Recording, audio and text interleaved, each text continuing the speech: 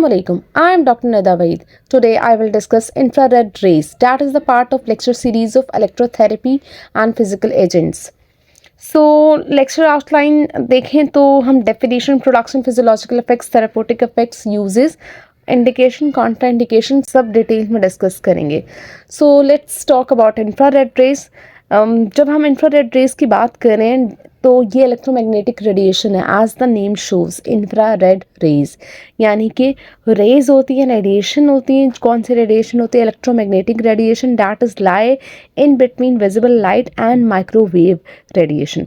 तो वो वेव्स जो कि विजिबल लाइट और माइक्रोवेव के बीच में हो, उन इलेक्ट्रोमैग्नेटिक रेडिएशन को हम कहते हैं इंफ्रारेड रेज.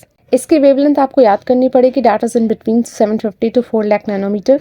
और अगर हम इसकी फ्रीक्वेंसी की बात करें, that is 4 multiply by 1014 hertz and 7.5 multiply by 1011 hertz. अगर हम इसको देखें तो ये हीट तब प्रोड्यूस करती है जब ये रेज आपके बॉडी के टिश्यू में एब्जॉर्ब हो जाती हैं, तो इसका हीटिंग इफेक्ट प्रोड्यूस होता है. आपको पता है सुपरफिशियल हीटिंग मोडालिटी है और ये जो है रेड बाउंड्री में आपको दिखती है, यानी कि इसकी जो रेज होती हैं आपको रेड कलर में दिख रही होती हैं. अब तो वैसे मशीन काफ़ी हद तक बैन हो चुकी है क्योंकि स्किन एलर्जीज वगैरह हो रही थी और इसका जो लोग हैं घर पे यूज़ सही नहीं कर रहे थे. लेकिन ये कि पाकिस्तान में कहीं ना कहीं ये यूज़ होती है. सो सोर्सेज की अगर हम बात करें तो सन है, इलेक्ट्रिकल बल्ब है, कोल फायर है, गैस फायर है. और अगर हम नेचुरल सोर्स देखें तो वो तो आपको पता है सन है. आपको पता है रेस की सबसे नेचुरल सोर्स जो है दैट इज सन. इसको फिजियोथेरेपी डिपार्टमेंट में दो तरीके के जनरेटर प्रोड्यूस करते हैं. एक लुमिनस होता है, एक नॉन लुमिनस होता है. लुमिनस जनरेटर की बात करें तो लुमिनस जनरेटर इंफ्रारेड के साथ साथ अल्ट्रावायलेट रेज में एमिट कर रहा होता है. और ये हीट कैसे प्रोड्यूस करता है कि सबसे पहले जो रेडिएंट जनरेटर होते हैं, जो रेडिएंट जनरेटर हम इसको कहते हैं, जो लुमिनस जनरेटर होते हैं हीट प्रोड्यूस करते हैं. तो जो जनरेटर प्रोड्यूस कर रहे होते हैं उसको हम रेडिएंट जनरेटर कहते हैं और जो हीट प्रोड्यूस होती है हम उसको रेडिएंट हीट कहते हैं. तो रेडिएंट जनरेटर जो होते हैं टंगस्टन फिलामेंट के बने हुए होते हैं. एक ग्लास बल्ब होता है जिस पे लो प्रेशर के ऊपर गैस इंसर्ट की जाती है और जिसकी बेसिस पे आपको ये रेड किस्म की लाइट में शो हो रहा होता है. लुमिनस सोर्सेज जो है वो शॉर्ट और नियर इंफ्रारेड रेज प्रोड्यूस कर रही होती है, visible light and ultraviolet rays produce कर रही होती हैं. दूसरा हमारे पास नॉन लुमिनस आता है. नॉन लुमिनस की बात करें तो नॉन लुमिनस सिर्फ इंफ्रारेड रेज एमिट कर रही होती हैं, उस पे से कोई और रेज नहीं आ रही होती है. ये एक पिक्चर में भी आप देख रहे होंगे कि एक लैम्प की फॉर्म में कॉइल रेजिस्टेंस पे कंसिस्ट कर रहा होता है और सेरामिक इंसुलेटेड मटेरियल होता है, पाइप क्ले का या पोर्सलिन का. इलेक्ट्रिकल करंट पास होता है. जैसे इलेक्ट्रिकल करंट पास होगा हीट प्रोड्यूस होगी और जैसे हीट प्रोड्यूस होती है तो वो इंफ्रारेड रेज जो है वो ट्रांसमिट कर रही होती हैं. तो नॉन लुमिनस जनरेटर जो है वो एमिट कर रही होती हैं लॉन्ग और far IR infrared rays in addition to visible light. तो लुमिनस और नॉन लुमिनस का डिफरेंस देखें सोर्सेज और टाइप्स का. तो सबसे पहले लुमिनस की हम बात करें तो इलेक्ट्रिकली हीटेड फिलामेंट है, क्वार्ट्ज फिलामेंट है, tungsten lamp and carbon filament lamp है. नॉन लुमिनस देखें तो वही हम ऑलरेडी डिस्कस कर चुके हैं कि इलेक्ट्रिकल कॉइल होता है, वायर कॉइल, तो उसके जरिए रेजिस्टेंस पास की जाती है. 5 to 15 मिनट्स लगते हैं हीट होने में. अच्छा, वेवलेंथ देखें तो वेवलेंथ इज 350 to 4000 नैनोमीटर होती है लुमिनस की और नॉन लुमिनस की 1500 to 12000 नैनोमीटर. एमिशन देखें तो 70% नियर IR प्रोड्यूस कर रहा है, तो 24% for infrared rays, 5% visible light and 1% ultraviolet rays. और नॉन लुमिनस का देखें तो 90% फॉर IRR यानी जो फार जो है दूर वाली इंफ्रारेड रेड 90% और नियर वाई वाली 10% प्रोड्यूस कर रहा होता है. पेनिट्रेशन देखें तो लुमिनस की एपिडर्मिस, डर्मिस, सबक्यूटेनियस टिश्यू तक जाती है, दैट इज 5 to 10 mm. और एपिडर्मिस एंड सुपरफिशियल डर्मिस तक जा रहा होता है आपका नॉन लुमिनस. यूजेस देखें तो लुमिनस क्रॉनिक इन्फ्लेमेशन में यूज होता है, नॉन लुमिनस एक्यूट इन्फ्लेमेशन में. फिजियोलॉजिकल इफेक्ट्स देखें तो पेन रिड्यूस होता है काउंटर इरिटेंट इफेक्ट के जरिए लुमिनस में, और नॉन लुमिनस में पेन रिड्यूस हो रहा होता है सेडेटिव इफेक्ट के जरिए. ट्रीटमेंट टाइम हम देखें तो 15 से 20 मिनट्स है लुमिनस का और नॉन लुमिनस का है 20 से 30 मिनट्स का. और डिस्टेंस देखें तो 40 to 60 सेंटीमीटर ट्रीटेड एरिया से दूर रखना चाहिए, जबकि luminous 75 to 90 centimetre treated area से दूर रखना चाहिए। Depth of penetration of rays, जब हम डेप्थ की बात करें कि कितनी दूर तक कितनी जाती है बॉडी में, कितना इसकी डेप्थ है, तो लुमिनस जनरेटर्स जो है वो इंफ्रारेड रेज प्रोड्यूस करते हैं जिसकी वेवलेंथ हम ऑलरेडी डिस्कस कर चुके हैं, दैट इज 350 to 4000 नैनोमीटर, और नॉन लुमिनस की 750 to 15000 नैनोमीटर, जो कि 750 to 15000 सिर्फ कहाँ तक जाती हैं, सुपरफिशियल डर्मिस तक जा रही होती हैं, जबकि ल्यूमिनस की आपके डर्मिस में भी जाती हैं और एपिडर्मिस के सबक्यूटेनियस टिश्यू तक भी जाती हैं। तो लुमिनस ज़्यादा डीप जाता है as compared to non luminous. इसके अलावा डेप्थ ऑफ पेनिट्रेशन डिपेंड करती है डिफरेंट फैक्टर्स पे।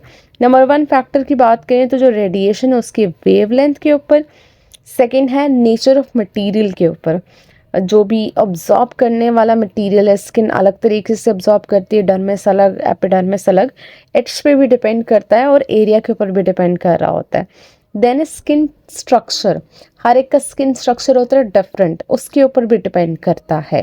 देन वेस्कुलैरिटी, वेस्कुलर सप्लाई यानी ब्लड सप्लाई कैसा है वहाँ पे, उसके ऊपर भी डिपेंड करता है। जितना ब्लड सप्लाई अच्छा होगा उतना पेनिट्रेशन ज़्यादा अच्छी होगी। Then pigmentation of skin, pigmented skin होगी तो उससे भी फर्क पड़ता है। तो ये 5 फैक्टर्स हैं depth of penetration of rays के, आपको याद होने चाहिए। ये आपके पास स्किन स्ट्रक्चर है जिसमें दिखाया गया है कि infrared above 1200 nanometre superficial epidermis तक जा रही हैं और visible and short infrared rays आपकी सुपरडर्मिस को क्रॉस करके सुपरफिशियल फेशिया तक जा रही हैं। देन अल्ट्रावायलेट रेस का जिक्र हो रहा है कि ए कहाँ तक जाती है, बी कहाँ तक जाती है और सी कहाँ तक जाती है। देन हम विजुलॉजिकल इफेक्ट्स देखें तो आपको पता है कि सुपरफिशियल हीटिंग मोडालिटी है, infrared rays heating effect produce करती है सुपरफिशियल एपिडर्मिस में और डर्मिस पे। जैसे हीटिंग इफेक्ट होंगे तो आपकी जो स्किन है वहाँ पे वेजोडाइलेशन स्टार्ट हो जाएगी, जिसको हम क्यूटेनियस वेजोडाइलेशन कहते हैं। स्किन के लेवल पे जो वेजल्स डायलेट होती हैं, जैसे वेजल्स डायलेट होती हैं ब्लड सप्लाई बढ़ता है, ब्लड सप्लाई बढ़ेगा तो मेटाबॉलिज्म इंक्रीज होगा, जैसे मेटाबॉलिज्म इंक्रीज होगा तो ऑक्सीजन उस एरिया में ज़्यादा आएगी, और जैसे ऑक्सीजन ज़्यादा आएगी तो जितना भी ड्रेनेज है और वेस्ट प्रोडक्ट है बॉडी से बाहर चला जाएगा या उस एरिया से दूर जाता जाएगा। देन वहाँ पे टिश्यू एक्सटेंसिबिलिटी बढ़ेगी जिसकी बेसिस पे पेन कंट्रोल होता है, नर्व एंडिंग पे स्टिडेटिव अफेक्ट प्रोड्यूस होते हैं, तो मसल स्पैज्म भी साथ साथ रिड्यूस हो रहा होता है। देन थेरेप्यूटिक इफेक्ट्स देखें तो पेन कम करने के लिए, मसल रिलैक्सेशन के लिए, और जहाँ जहाँ हमें ब्लड सप्लाई चाहिए वहाँ हम ये यूज़ कर रहे होते हैं। इंडिकेशंस देखें यानी वो किन कंडीशंस हैं जिनमें हम इंफ्रारेड रिकमेंड कर रहे होते हैं। सबसे पहले painful conditions, then muscle spasm में यूज़ कर रहे होते हैं, जहाँ पे भी आपको हीलिंग एक्सेलरेट करनी हो, बढ़ानी हो, आप वहाँ पे भी यूज़ कर रहे होते हैं।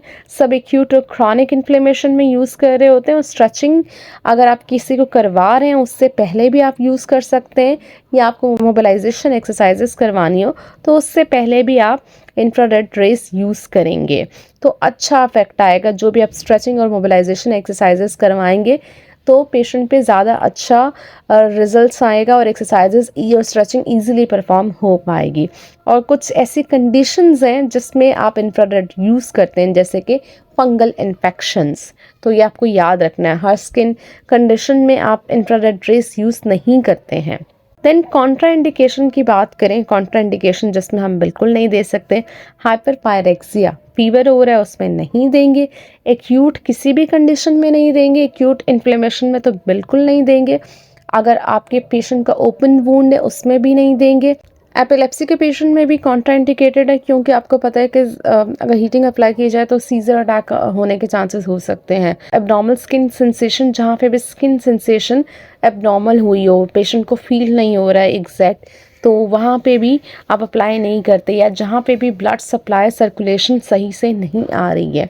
देन मैलिग्नेंट टिश्यू के ऊपर भी आप अप्लाई नहीं करते हैं। ट्यूबरक्लोसिस टीबी के पेशेंट्स पे भी आप अप्लाई नहीं करेंगे, वो पेशेंट जिनमें एक्यूट इन्फेक्शन हो रहा हो। आपको मैं पहले ही बता चुकी हूँ कि एक्यूट किसी भी कंडीशन में आप हीटिंग थेरेपी आप यूज़ करेंगे ही नहीं। कुछ कंडीशंस ऐसी होती हैं जिसमें आप बिल्कुल यूज़ नहीं करते, स्पेशली एलर्जी और अल्सर की, प्रेग्नेंट यूटरस के ऊपर आप यूज़ नहीं करेंगे, आइस के ऊपर यूज़ नहीं करेंगे। और ख़ास तौर पे वो पेशेंट जो डीप एक्सरे थेरेपी के बाद आपके पास आ रहे हों तो उनमें कॉन्ट्राइंडिकेटेड होता है, क्योंकि वो ऑलरेडी रेज और उनकी बॉडी में बहुत ज़्यादा हुई है, एक्सपोजर बहुत ज़्यादा हुआ है रेज़ का। तो इसी वजह से उन पेशेंट्स में हम इंफ्रारेड रेज अप्लाई नहीं करते हैं। डेंजर्स, अब क्या इशू हो सकते हैं, क्या मसले हो सकते हैं अगर आप यूज़ कर रहे हैं, क्या मसला जो है उसको आपको कंट्रोल करना है जब भी आप इंफ्रारेड रेज दे रहे हैं। बर्न हो सकता है, इलेक्ट्रिकल शॉक हो सकता है, पेशेंट पेंट हो सकता है, या गिडीनेस महसूस हो सकती है, पेशेंट को हेडेक महसूस हो सकता है, गैंग्रीन हो सकती है, या आइस पे के एरिया में इंजरी हो सकती है, डिहाइड्रेशन भी हो सकती है और लो बीपी भी हो सकता है। तो जब भी अप्लाई करें तो इन चीज़ों का ध्यान रखें। देन एडवांटेजेस की बात करें तो फ़ायदा इसका ये है कि आप इसको आसानी से अप्लाई कर सकते हैं, पेशेंट इसको घर पे भी अप्लाई कर सकता है, इनएक्सपेंसिव है, महंगी नहीं है, और किसी भी एरिया को ट्रीट करने के लिए लोकल एरिया को आपके लिए बहुत ज़्यादा आसानी रहेगी। और इंफ्रारेड रेज के थ्रू आप लार्ज एरिया भी ट्रीट कर सकते हैं। डिसएडवांटेज क्या है कि इसकी जो सुपरफिशियल हीटिंग मोडालिटी है, यानी कि सिर्फ सुपरफिशियल टिश्यूज़ तक जाती हैं, तो इसका यूज़ बहुत ज़्यादा लिमिटेड हो जाता है। जैसे पैराफिन वैक्स और हॉट पैक्स इफेक्टिव है, उतनी इफेक्टिव नहीं है, और कभी कभी इक्विपमेंट अनस्टेबल भी है। और रेस आपको पता है कि रेस का एक्सपोजर स्किन के लिए अगर पेशेंट खुद यूज़ कर रहा है तो वो उसके लिए उसको नहीं पता होता कि क्या इंडिकेशन है, क्या कॉन्ट्राइंडिकेशन है, या कितनी देर के लिए अप्लाई करना है, तो पेशेंट इसका एक्सेसिव यूज़ कर लेता है, तो जो उसके लिए प्रॉब्लम हो सकती है पेशेंट के लिए। टेक्निक ऑफ ट्रीटमेंट की बात करते हैं कि जब भी आप अप्लाई कर रहे हैं तो सबसे पहले इम्पॉर्टेंट है कि चॉइस ऑफ अपैरेटस इम्पॉर्टेंट है। लुमिनस क्रॉनिक कंडीशन में देते हैं, नॉन लुमिनस इन्फ्लेमेशन हो या रीसेंट इंजरी हो तब देते हैं। लुमिनस का जो है जो काउंटर इरिटेंट अफेक्ट प्रोड्यूस करती है और उसके ज़रिए जो है उसको क्रॉनिक कंडीशन में हेल्पफुल है, जबकि नॉन लुमिनस जो है वो पेन को रिलीव करने में, इन्फ्लेमेशन को रिलीव करने में बहुत ज़्यादा अफेक्टिव है। तो सबसे पहले चूज़ करें कि आपको किस कंडीशन में कौन सा अपैरेटस सेलेक्ट करना है। देन सेलेक्ट करने के बाद लुमिनस का एक और है कि ज़्यादा हीट प्रोड्यूस करती है और पेनेट्रेशन इसकी डीप होती है, ज़्यादा अंदर तक जा सकती है। नॉन लुमिनस कम हीट प्रोड्यूस करती है और सुपरफिशियल इसकी पेनेट्रेशन है। लैम्प जो है 50 to 75 सेंटीमीटर स्किन से दूर होना चाहिए। रेज जो है स्किन पे परपेंडिकुलर होनी चाहिए, इस तरह से रेज पड़ें कि स्किन के परपेंडिकुलर आ रही हूँ। जैसे ये सेट करने के बाद आपने बैक ऑफ द हैंड से चेक करना है कि प्रॉपर हीट आ रही है कि नहीं, और अप्लाई करने से पहले चेक कर लेना है कि लैम्प प्रॉपर वर्किंग में है। और नॉन लुमिनस आप अगर अप्लाई कर रहे हैं जनरेटर तो उसको पहले कुछ टाइम पहले आप उसको ऑन करके रखेंगे। Then preparation of the patient की बात करें तो आपने देख लेना है कोई कॉन्ट्राइंडिकेशन ना हो जब भी आप पेशेंट को अप्लाई कर रहे हो। देन आप एक सेंसरी टेस्ट चेक कर लें, ताकि थोड़ी देर के लिए चेक करके देख लें कि पेशेंट के लिए कोई ऐसा तो नहीं है कि जब आप अप्लाई कर रहे हैं तो पेशेंट को कोई भी सेंसरी इश्यूज़ हो रहे हों या थर्मल इश्यूज़ हो रहे हो। जब पेशेंट को आप डिटेल में समझाएंगे कि माइल्ड और मॉडरेट वार्मथ क्या होता है, ताकि पेशेंट आपको बता सके कि वो क्या फील कर रहा है। पेशेंट को इंस्ट्रक्ट भी करना है कि उसने अपैरेटस को टच नहीं करना है, यानी आपने अपैरेटस को आगे पीछे नहीं करना है। तो आपको पेशेंट को समझाना बहुत ज़रूरी होता है। तो लैंप जो है एप्लीकेशन से पहले 5 से 15 मिनट पहले कम से कम ऑन करके रखें। अगर लुमिनस है तो 5 मिनट पहले, और नॉन लुमिनस है तो 15 मिनट्स बिफोर ऑन करना ज़रूरी है। और कोशिश करें कि कोई टाइट क्लोथ्स हैं उसको हल्का से रिमूव कर दें। अगर कोई सुपरफिशियल मेटल्स, कोई रिंग, कोई भी इस तरह की चीज़ पहनी हुई है, वॉच वगैरह, तो उसको रिमूव करवा दें अगर जिस एरिया पे आप अप्लाई कर रहे हैं। लैंप इस तरह से आपने एडजस्ट करना है कि रेज है परपेंडिकुलर फॉल करनी चाहिए स्किन पे। लैंप चेक करने के बाद, टेम्परेचर चेक करने के बाद आपने सेशन ड्यूरेशन सेट कर लेना है जो ऑलमोस्ट 15 से 20 मिनट्स का होता है, और ये 3 टाइम हफ्ते में 3 दफ़ा यानी करवा सकता है। Arrangement of lamp and patient, intensity depend करती है। जैसे मैंने आपको बताया था कि जितना लैम्प दूर हो जाएगा उतनी इंटेंसिटी कम हो जाएगी, जितना लैम्प करीब होगा उतनी इंटेंसिटी करीब हो जाएगी। लेकिन आपने पेशेंट को समझा देना है कि उसने जो है टच नहीं करना। अगर उसको कोई भी डिस्कम्फर्ट फील हो रहा है तो वो आपको बताएगा, या अगर सेशन के दौरान स्किन पे कहीं बर्निंग सा कुछ भी फील हो रहा है, कोई भी ड्राइनेस फील हो रही है तो वो आपको बताएगा। तो जब आप ट्रीटमेंट कर लें उसके बाद आप खुद भी चेक करेंगे कि स्किन एरिथमिया तो नहीं हो रहा और डिस्कम्फर्ट तो नहीं हो रहा, स्किन बिल्कुल ठीक है। देन हमारे पास 4 लॉज हैं जिसकी बेसिस पर इलेक्ट्रोमैग्नेटिक रेडिएशन जो है ट्रांसफ़र हो रही होती हैं। वो कौन कौन से लॉज हैं, वन बाय वन करके डिस्कस कर लेते हैं। पहला जो लॉ है Arndt Schulz principle. So according to this law कह रहा है कि जब तक बॉडी टिश्यूज़ पे रिएक्शन तब तक नहीं होगा जब तक कि जो टिश्यूज़ हैं उनके पास इतनी एनर्जी ना आ जाए कि वो उसको अब्जॉर्ब कर सकें। अब्जॉर्ब करने के बाद वो स्टिमुलेट होकर वो रिएक्शन प्रोड्यूस करें। तो अगर रेस कम होंगी, रेस का अमाउंट कम होगा तो आपके जो रिएक्शन भी नहीं आएगा बॉडी टिश्यूज़ के ऊपर। तो जो रिएक्शन डिपेंड करता है अमाउंट ऑफ एनर्जी अब्जॉर्ब पे, यानी कितनी एनर्जी, कितनी रेज अब्जॉर्ब हुई हैं उस पर डिपेंड करता है। अगर रेस कम होंगी तो रिएक्शन नहीं आएगा। देन सेकेंड लॉ है लॉ ऑफ ग्रोथस-ड्रैपर। इस लॉ के मुताबिक कि अगर रेज अब्जॉर्ब्ड होती हैं, इतनी रेज अब्जॉर्ब्ड हो जाएं तो तभी रिएक्शन नज़र आता है। अगर रेज जैसे अब्जॉर्ब्ड हो जाती हैं तभी आप देखेंगे उस टाइम पे, उस पॉइंट पे जब रेज अब्जॉर्ब्ड होती हैं तब आप जो है स्किन पे, बॉडी पे कोई भी रिएक्शन देख सकते हैं। अगर रेज प्रॉपर अब्जॉर्ब नहीं होंगी तो आपको रिएक्शन नहीं दिखेगा। और जिस पॉइंट पे रेज अब्जॉर्ब्ड होती हैं ग्रोथस के मुताबिक उसी पॉइंट आपको रिएक्शन नज़र आता है। देन है कोसाइन लॉ। कोसाइन लॉ के मुताबिक जो है रेज अब्जॉर्प्शन डिपेंड करती है जो एंगल है, इन एंगल किसके बीच में, इंसिडेंट एंड नॉर्मल स्किन और जो लैम्प का एंगल है उसके ऊपर डिपेंड करता है। जितना एंगल अच्छा होगा उतने रेज अब्जॉर्ब प्रॉपर हो सकेंगी। लॉ ऑफ इनवर्स स्क्वायर कहता है कि जितना आप डिस्टेंस दूर करते जाएंगे और जो इंटेंसिटी है वो उसके इन्वर्सली प्रोपोर्शनल है स्क्वायर ऑफ डिस्टेंस के, यानी जितना डिस्टेंस दूर होता जाएगा डबल करते जाएंगे इंटेंसिटी उतनी कम होती जाएगी। तो ये 4 प्रिंसिपल्स हैं जिसके ऊपर law of magnetic radiation depend करती हैं। देन हम परफॉर्म ऑफ पेशेंट असेसमेंट देख लेते हैं। सबसे पहले पेशेंट आपके पास आएगा, आपने उसको बताना है आई एम अ फिजियोथेरेपिस्ट, और जो भी आप ट्रीट करने लगे हैं पूरा आपने उसको बता देना है। फिर आपने उसको चेक करना है, प्रॉपर हिस्ट्री लेनी है, name, age, occupation, chief complaint, main मसला क्या है, जो प्रेजेंट इलनेस है उसकी हिस्ट्री क्या है, फैमिली हिस्ट्री क्या है, देन उसका एड्रेस वगैरह, पास्ट इलनेस क्या है, सोशल ऑक्यूपेशनल हिस्ट्री क्या है, एंड देन डायग्नोसिस बना के फिर आप जो ट्रीटमेंट करेंगे वो आपने लिख लेना है। देन उस साथ साथ आपने उसकी जनरल कॉन्ट्राइंडिकेशंस देख लेनी है, कोई इस तरह की कॉन्ट्राइंडिकेशन ना हो कि जिसमें हम उसको ट्रीटमेंट ना देख सकें, जैसा hyperpyrexia, hyperaesthesia, dermatitis, tuberculosis, inflammation, injury, deep x ray therapy और cobalt therapy, photosensitivity, epilepsy, renal cardiac problem, vascular impairment या मेंटल रिटार्डेशन, या वो कोई इस तरह का सैनिटाइज़र तो यूज़ नहीं कर रहा जो इंसुलिन वगैरह। देन आपने लोकल कॉन्ट्राइंडिकेशन देख लेनी है जहाँ पे आप ट्रीटमेंट अप्लाई करते हैं उस एरिया की। ये ऐसा तो नहीं कि कोई कॉन्ट्राइंडिकेशन हो, कोई अल्सर हो रहा हो, ट्यूमर हो रहा हो या न्यू प्लास्टिक टिश्यू हो तो वो आपने चेक कर लेना है।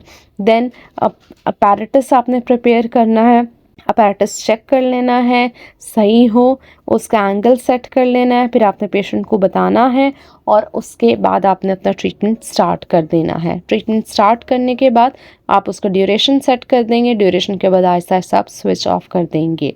फॉर एग्जांपल कि लो बैक पेन का आपके पास अगर पेशेंट आ रहा है तो उसकी डिटेल्ड हिस्ट्री ले लेनी है, उसके पोस्चर एग्जामिन करना है, पेन करैक्टरिस्टिक्स एवेलुएट करनी है, पैल्पेट करके देखना है, फिर आपने स्पाइनल रेंजेस देख लेनी है, न्यूरोलॉजिकल एग्जामिनेशन कर लेना है और जो भी फिजिकल टेस्ट होते हैं डायग्नोसिस के लिए आपने वो कर लेना है। देन आप फंक्शनल स्टेटस एवेलुएट करेंगे। पूरा प्रॉपर फिजिकल एग्जामिनेशन के बाद आप उसको ट्रीटमेंट डिसाइड करेंगे। ट्रीटमेंट डिसाइड में सबसे पहले रेस्ट है एंड देन एनाल्जेसिक्स हैं, देन स्पाइनल एक्सटेंशन एक्सरसाइजेज हैं और उसके साथ साथ फिजिकल एजेंट्स है। अब आप चूज़ करेंगे आपको मॉइस्ट हीट देनी है, शॉर्ट वेव डायथर्मी देनी है, अल्ट्रासोनिक वेव देनी है या इंफ्रारेड थेरेपी देनी है। इनमें से आपने कोई भी एक modality according to condition select करनी है।